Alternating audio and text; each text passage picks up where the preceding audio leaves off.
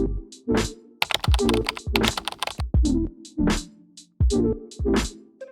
folks, welcome back to Nutrition Made Simple, a video series that we created that takes a look at ideas surrounding natural health topics, and then we break them down into easy to understand and actionable steps.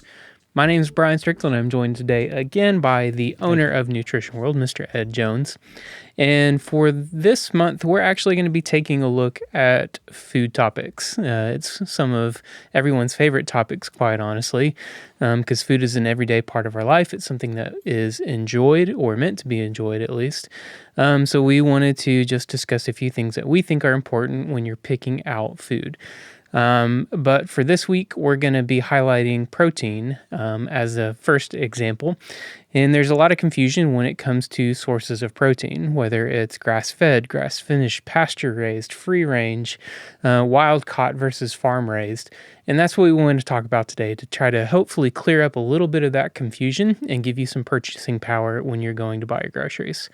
So starting off, Ed, obviously protein is a macronutrient. It's essential to our everyday life, but people eat varying amounts. And can you just tell us why protein is so important in our diet and why we may need to consider eating more?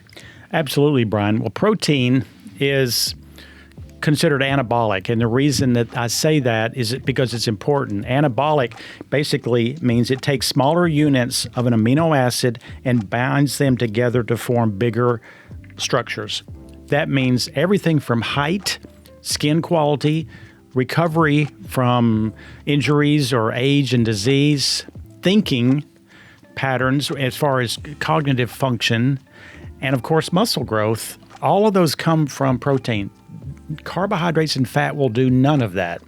And I have witnessed throughout my 43 career many things, one of which is seen many people go from healthy to unhealthy, unhealthy to healthy. Some go from wherever to being gone.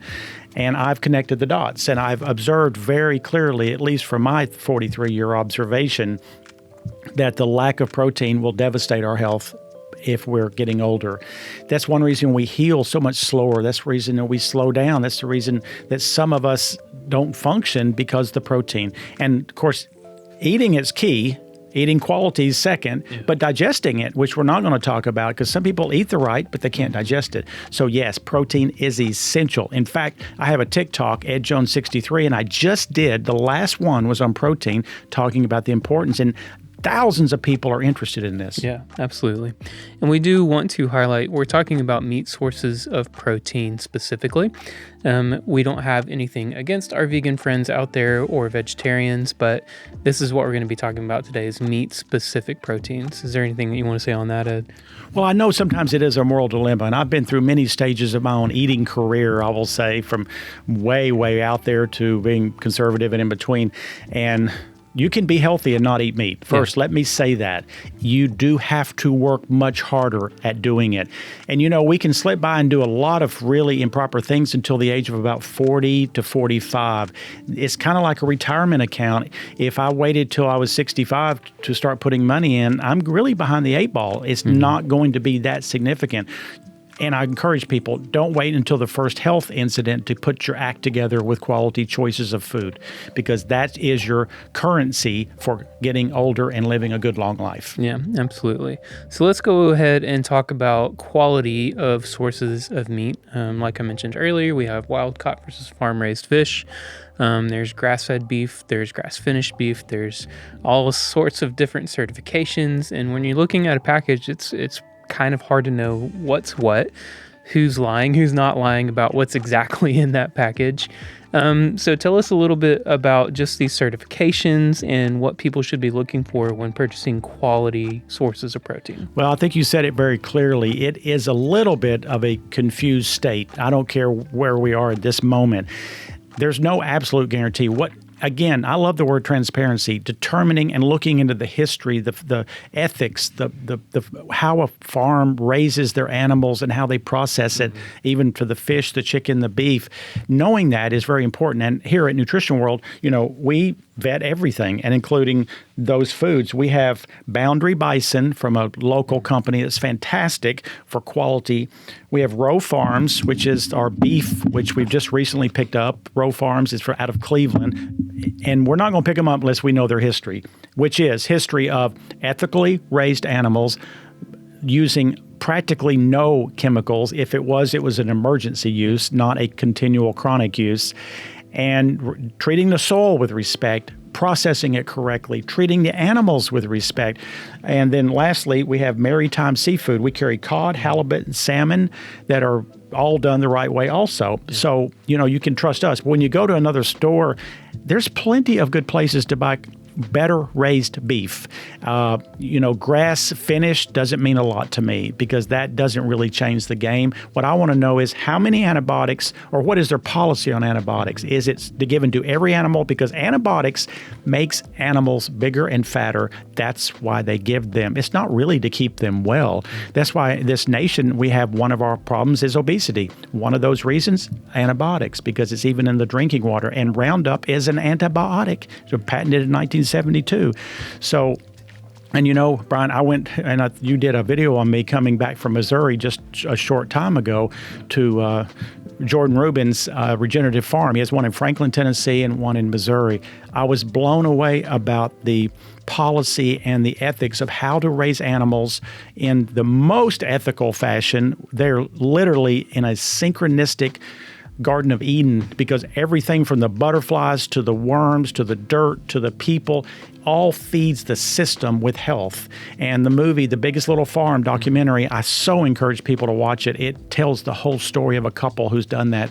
And it just is like beautiful music playing. And when I left there, it further deepened my commitment to the end result of food starts with the beginning of how it's raised, especially with meats. And they can package it. You can package anything today to look so fantastic, but we don't know the 98% history behind food. So find a store you trust, find a brand you trust, and don't spend too much money. But know this, you can't expect to buy a $3 burger and know that was raised by an animal, a farmer, for months, slaughtered, fed, chemicalized, tucked to the butcher, put in a package, shipped to other places for $3 for the cost of a Starbucks. You know something's wrong with the quality if that happens. Yeah. So you cannot shop for price. I'm pretty sure it's barely meat at that point anyway. Yes. And on that topic, we've been mainly speaking about when you're going out making purchases for your own home cooking.